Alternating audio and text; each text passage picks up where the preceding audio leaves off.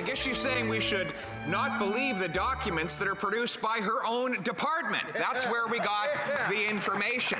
She thinks there's a conspiracy going on in her department, which said that 800,000 people got access to the CERB benefit without filing taxes to prove that they had earned the necessary $5,000 in order to receive the money. I think of the minimum wage workers who went out and bagged groceries and worked hard during the pandemic that had to pay the tax for that money to go out.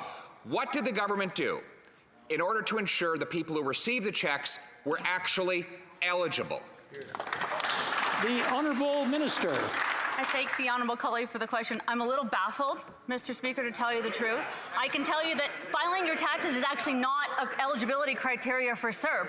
You have to have earned $5,000 in the last 12 months or last year, so it very much could have happened that people earned it over 2 tax years. It's illustrative of having met the eligibility criteria, but it's not one of the eligibility criteria. Honourable Member for Carleton. Of course it's not one of the eligibility criteria that you file taxes, but it is one of the only ways you can prove that you've actually earned the $5,000 necessary to qualify. In this case, 800,000 people did not file their taxes.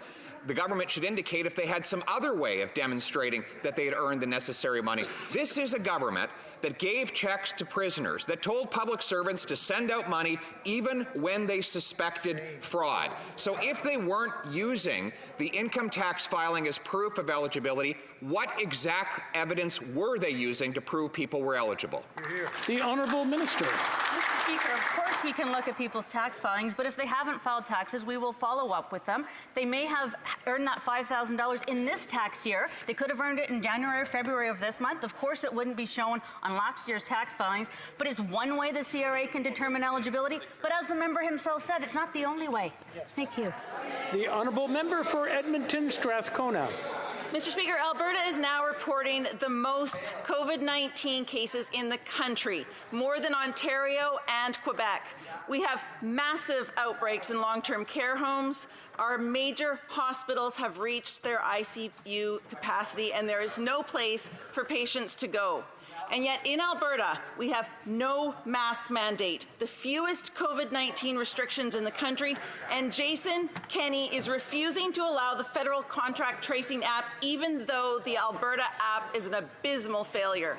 Albertans are dying. Will this government show some leadership to protect Albertans from this disaster? Honourable Minister of Health. Mr. Speaker, every province and territory has the responsibility to protect the health of their citizens, and we have assisted provinces and territories every step of the way in their efforts to do so. With $19 billion, Mr. Speaker, in Safe Restart money for contact tracing, for testing, for data, $740 million of that money going to long-term care homes to support in protecting people who live in long-term care homes from infection. Mr. Speaker, Safe Schools, $2 billion to protect students and their teachers and staff that work in those schools from infection. Rapid tests to the provinces and territories, Mr. Speaker, will continue to be there, including with Canadian Red Cross, with additional contact tracers and more. Well, member for Vancouver East. IRCC's ability to receive applications from the mailroom slowed to a crawl. For spousal sponsorship, IRCC went from receiving over 6,000 applications per month to just 30. The government is also unable to meet the minister's 14-day processing standard for extended family reunification. In fact, the minister's office said there is no way to know if those applications even exist and, quote, not to bother inquiring because the unit is overwhelmed. Will the minister just automatically renew documents that have expired since the shutdown without further requirements from the applicants to free up scarce resources? The Honourable Minister. Mr. Speaker, there's no government that's done more to reunite families, and that includes in the midst of this pandemic. We are going to accelerate and prioritize the processing of family sponsorship applications, including for spousals, 49,000 by the end of this year. We will allocate 40,000 spaces under the parent and grandparent program, and we are indeed meeting our service standards when it comes to reuniting families during the midst of this pandemic. That is a reflection of our government's commitment to reuniting families, Mr. Speaker. Honourable Member for Niagara Centre. Mr. Speaker, last week the Prime Minister told Canadians that the COVID-19 cases in the second wave are surging and that now is the time to redouble our efforts to fight the virus. He also promised that the federal government would always be there to support Canadians and their livelihoods. Can the Deputy Prime Minister and Minister of Finance please give us a brief update on the Canadian economy and tell us what the government plans to do next? The Honourable Deputy Prime Minister, my apologies. Our government has prioritized a response for COVID-19 for our businesses and strong fiscal position, which has allowed us to provide unprecedented support to Canadians during this pandemic. I'm pleased to announce today that on November 30th, we will be presenting the 2020 Fall Economic Statement.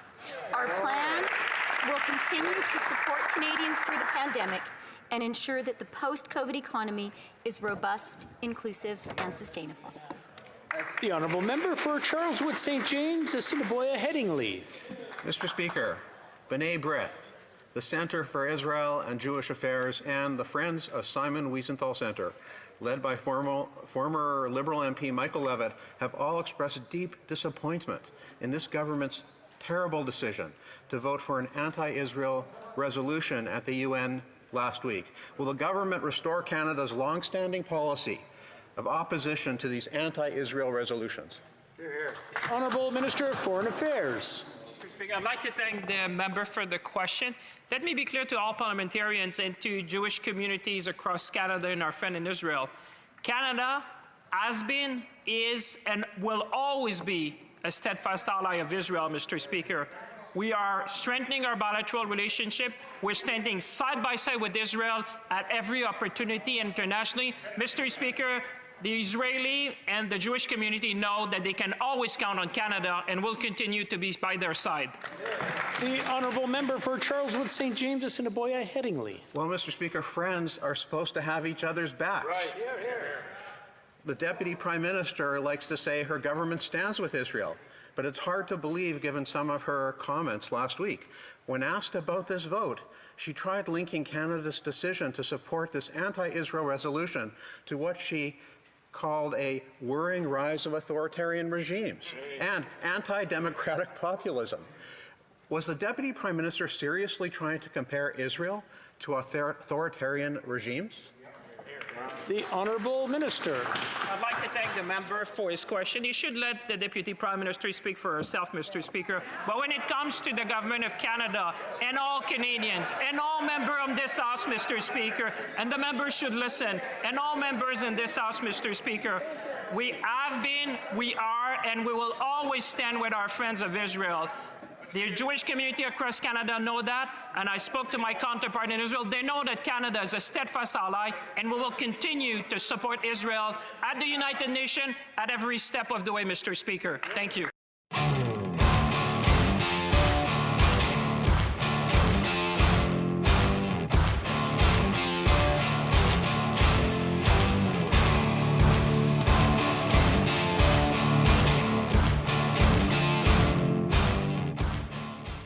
The Honourable Member for Carleton. Monsieur le Président, avoir accès à la au Mr. Speaker, accessing the CERB meant that people needed to have at least $5,000 in income the previous year. But according to information received last week, the government promised the CERB to 800,000 people without their even having filled out a tax return. So there's no confirmation that they were eligible to receive that money. These sums were paid by hard-working taxpayers. How did the government confirm the eligibility of those who had not filled out a tax return? The Honourable Minister. Mr. Speaker, our government has been clear from the beginning of the pandemic. We will always be there for Canadians. When it comes to eligibility criteria for the Canada Emergency Response Benefit, it clearly states that someone must have earned at least $5,000 in 2019 or over the previous 12 months, whether from freelance work, parental benefits, provincial benefits, job benefits, or other. It is remarkable that my colleague across the way that has simply made assertions without doing any research. He shouldn't believe everything he reads on the internet. Well, I guess she's saying we should not believe the documents that are produced by her own department. That's where we got the information.